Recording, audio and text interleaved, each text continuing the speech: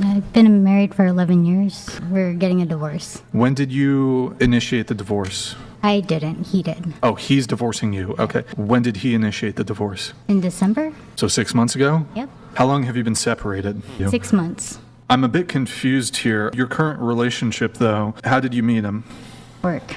Ah, interesting. So to be clear, you got a divorce 6 months ago. You've been separated 6 months ago. You've been in a relationship for 6 months. Were you cheating on your husband? Yes. Inspector Gadget over here. And Sherlock Holmes shit. Connected, right? Which one of you was the breadwinner? He was? You guys were living together? Yep. Did he kick you out? Yep. And then you went to the affair partner's house immediately. So the marriage was otherwise good, you said? Yeah. He treated you well? Yep. There's no abuse? No. Why did you cheat? Got boring. You were bored. Yeah. I mean, no offense, you're not exactly bound full of charisma yourself, but I know. how does that make you feel? I don't know. Which one has the bigger? The new guy. That's why she's not bored with the new one. I said this recently in another video. When it comes down to these kind of conversations, I just believe it's insincere, because you can always find people who approach relationships with recklessness, lack of integrity, and character. So to me, like, I've seen some of this podcast content, and to me it's similar to, you know, other like red pill spaces, to where you bring women on, you give them drinks and alcohol, and you know, you get them to talking about things that essentially are inflammatory about men, or rage baiting, or just shock value stuff. Like, I left my good husband for my man at work because he was bigger. He was good, no abuse, no violence. Like, it's all intentional just to get people aroused. And to me, this kind of content, as they say, is low frequency, low vibrational, and honestly just unhealthy. This is the stuff that causes, to me, it causes chaos, and it's not solution oriented. Like, they may offer some sort of advice to try to make it seem like, oh, we're really trying to solve problems here. But in reality, they're really just trying to entertain, rage bait, draw numbers, and just make money. It has nothing to do with wanting people sincerely to have like authentic, healthy, wholesome relationships. Because if so, they would be more educational, but they lack that. They look for like inflammatory stories. I'm sure they have some sort of process. Like, don't get it twisted. These type of shows have some sort of process to where they bring women on based off some sort of story.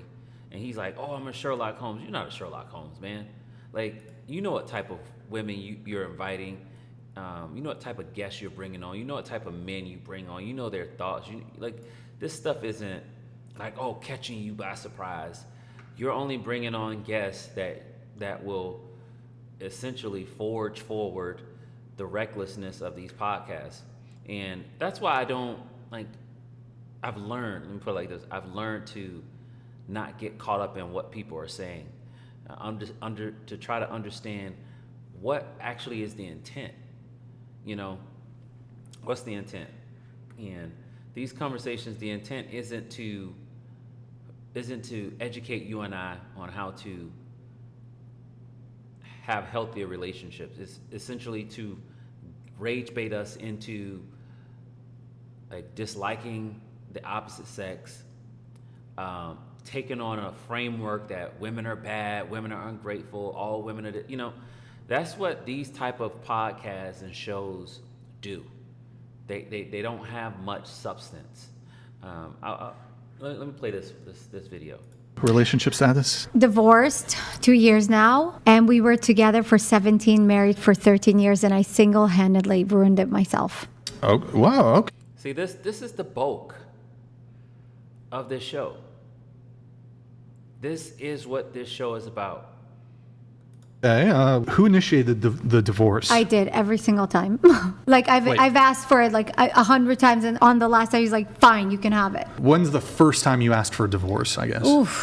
I think like a year within the marriage, probably. Yeah, it was really hard. And you were together for 13? We needed each other for this child. And you asked for the divorce 1 year into the 13-year marriage. And then like 10 times more, and then the last time he was like, "Fine, you can have it." Now, and you said it was 100% your fault. I take 100% ownership to what happened because he's the greatest guy in the world. Tell But us I what ruined- happened. Yeah, I ruined him. Wait, you ruined him? I did. I ruined. I don't Okay. want to say I ruined him because he's the greatest guy. I hope he gets married and finds the most incredible Well, wife. he's still a good guy, but He's it the was best. you ruined the marriage. I ruined the marriage and his like view of me basically. I got to give you props for the accountability at Thank you. least. And So that's- what did you do wrong then? So I subscribed to the feminist ideology, which was horrible.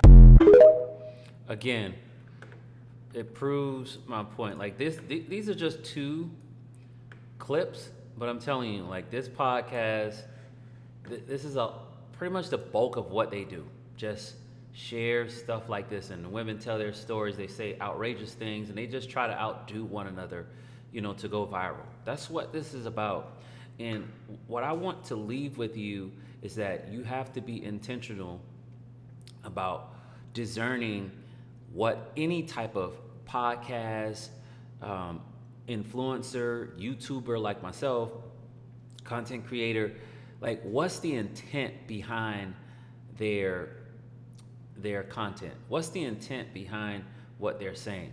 Like, are they literally trying to keep you on the edge emotionally by rage baiting you, by doing shock value content, sound bites that literally have you on the extreme of one side or the other? Because if that's who and what they are, they're not looking to educate you. They're not looking to point you back to God, point you back to wholesomeness, point you back to just overall health. Then you have to discern that that's not healthy to listen to. These type of podcasts are really just like about their own agenda. It's about money. It's about keeping people's attention at all costs, even if that means we cause great division, we cause great chaos. They don't care about that.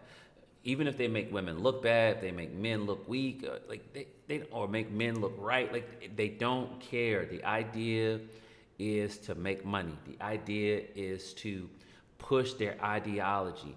Their idea is to cause chaos, because at the end of the day, that's their purpose. Their purpose is not like, hey, I want to transform society by being a light in darkness, by pushing back against derogatory frameworks.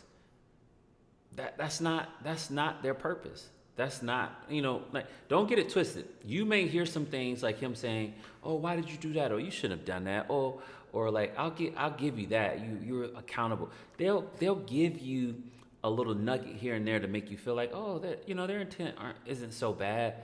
But as they say, a broken clock is right twice a day. At the end of the day, a lot of these shows, red pill, blue pill, like whatever it is, you have to be able to discern what's the purpose behind it. That's why I like this.